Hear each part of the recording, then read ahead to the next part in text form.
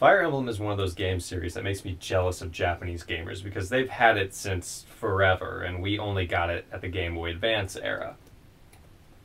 And only after some of the characters were in a Super Smash Bros. Game, which happened to be some of my favorite ones in that game. But Fire Emblem's greatest design choice is the fact that they make every character you can recruit or use completely and utterly distinct.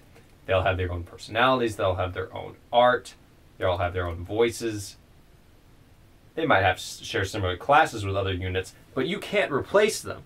And when they die in battle, they are dead forever. No Phoenix Downs, no revives, nothing. They die in battle, you never get to use them again. So you better tread carefully or you better press the restart button.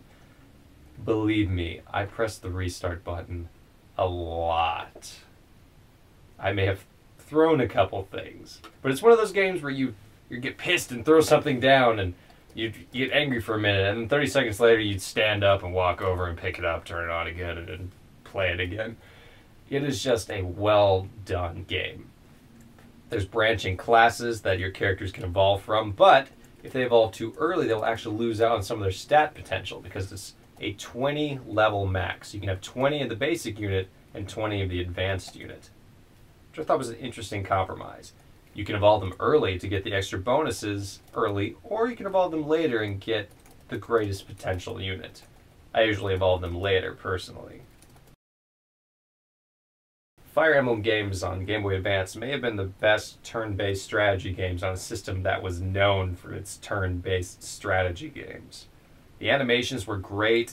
They never got repetitive just because they were so awesome. You loved seeing the units attack each other and get critical hits and do all sorts of crazy things. The classes were interesting. You had things like Pegasus Knights and walking walls of armor, which were the knights in that game. The cavaliers, the people on the horses, the archers, the swordsmen, they were all just really cool. Oh, the thieves. Oh, the thieves sucked at first, but then they turned into assassins, which were probably the most badass thing in the game. Because they were one of those classes at a point where they didn't necessarily strike that hard, but first of all, you can never hit them. And second of all, they had critical hits like nobody's business. Another interesting point about this game was that the weapons actually wore down with time, so you had to make sure to give your units a decent amount of weapons so that they never became useless in battle, which was another interesting thing about the game. It was just a good one. I have played this game on Game Boy Advance. I played this game on the GameCube and the Wii, and I can't wait for the next version of the game to come out. It's been a few years. I'll tell you what, though, it comes to an interesting point in the game when a character dies so many times that you just let them stay dead.